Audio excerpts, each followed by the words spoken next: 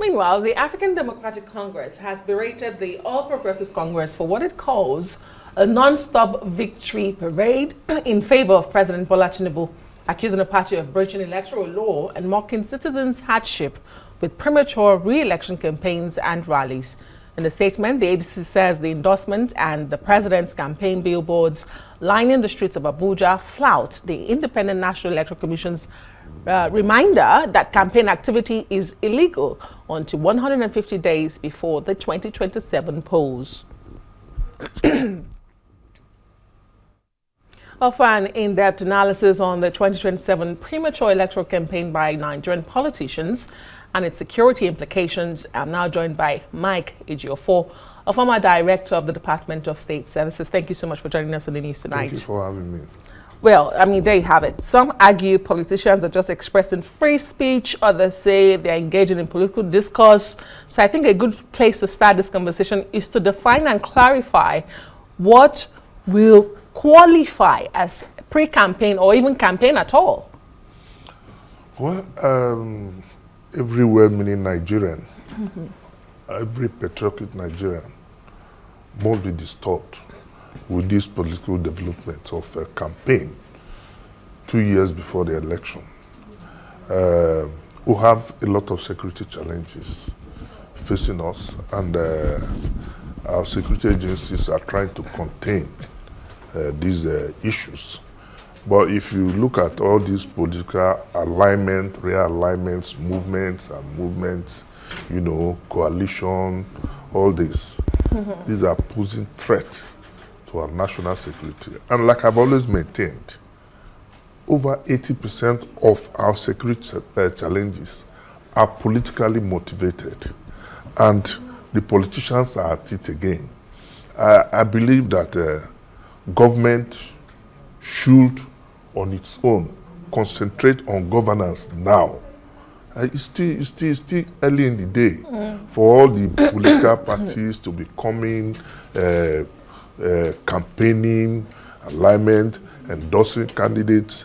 ADC will endorse candidates. We have 3 candidates. APC will be endorsing the president. Labour Party is in disarray.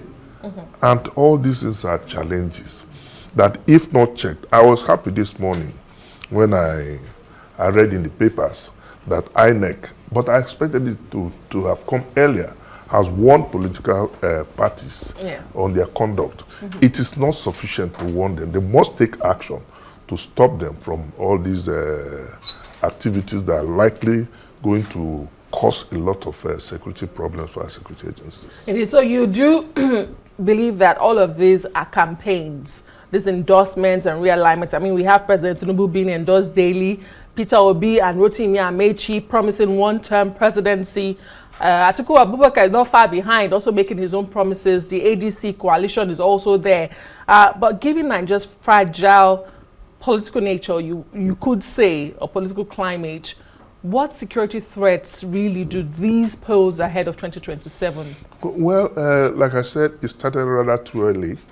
And if it is not checked now, we are going to likely have political conflicts and political violence, because I can see now that our politicians across the board, they are very desperate. Nobody is thinking about Nigeria. People are suffering, and what should concern us now is what do people benefit for now before you now start talking of campaigns. But obviously what they are doing now is pure campaign, and that's an infringement of the Electoral Act. And I expect INEC and to summon all the political party leadership to warn them, not just on news. They should call the political party leaders and let them know that they're actually infringing on the Electoral Act. Do you think INEC is afraid to wield the big stick, or they lack the capacity to enforce the law? If they are merely cautioning, and as you said, late in the day? You know, exactly. I expected it to have come since, but the laws are there. Once the law is infringed, the necessary action of prosecution or banning the political parties for infringing on the Electoral Act across the board, irrespective not minding the political party that is involved, because when the roof comes down on us, it's going to come down on everybody, not only political party. So our politicians must know that their conduct, first of all, they should think about Nigeria. If there's no Nigeria, there's no way for them to practice their own politics. So they must think of Nigeria first before thinking of them. But you see that politicians are just thinking about their self-interest and not the national interest. Let's talk about the responsibility on the part of the politicians and political parties. We saw the presidency come out sometime last year, like Omobazo pointed out in his report, to dissociate themselves from these premature campaigns. But is it enough? Do you expect further steps? What steps should they have taken, you know, as the government in power, perhaps to deter these from happening? Unfortunately, the government in power, the party in power, are also infringing on the law. So INEC is the regulatory body in charge of conduct of elections. So like I said earlier, it's not just sufficient warning politicians, but to summon political leadership and tell them, let them know the implications of what they are doing. And apart from infringing on an electoral act, these things are capable of bringing a threat to our national security. Because I see 2027, because politicians are desperate, and I want to warn that they should think of Nigeria first, because if they don't do that, at the end of the day, there will be political violence as desperate as they are now.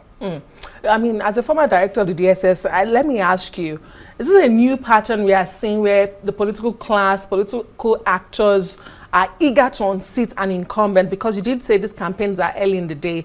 Is this a new pattern we are seeing, or is just the same old rhetoric, just that we are paying more attention now? Is this what you saw when you were in the DSS? Well, this is a new pattern. If you remember that when the APC was formed, it was close to the election. Yeah. And maybe, I think, 2014, before the 2015 election, when you had the amalgamation of all those parties that formed the APC. But what they are doing now, like I said, I'm not exonerating any political party, because APC too, if you go like Omobazo has talked about the report, you see the pictures, the banners, posters of the president everywhere. And I'm sure the president must also not have mandated what all the politicians, because of their own personal interest, everybody endorsing this, endorsing that, endorsing that. And the opposition parties too want to key into it and counter whatever action the government in power, the party in power is doing. So at the end of the day, we might likely have conflicts. Is there a role for the security agencies to play here? I mean, we've talked about the role of INEC itself and the politicians. How about the security agencies? There's something they can do. Yeah, this way, if INEC summons a meeting of all the political parties, the leadership, the security agencies, you remember we have this, I can't remember the name, this joint body that regulates all in the office of the NSA. The police, the SSS, the army, everybody should be involved, all the major stakeholders, so that it doesn't get out of hand. That's my concern. Okay, I think that's a very good place to leave it. It's Mike Ejiofor, a former director of the Department of State Services. And I mean, this is where we pray that your prediction doesn't come to pass, but then the work has to be put in by all concerned, that this prediction of security crisis ahead of the 2027 elections does not degenerate to political violence. Thank you so much for sharing your thoughts and expertise.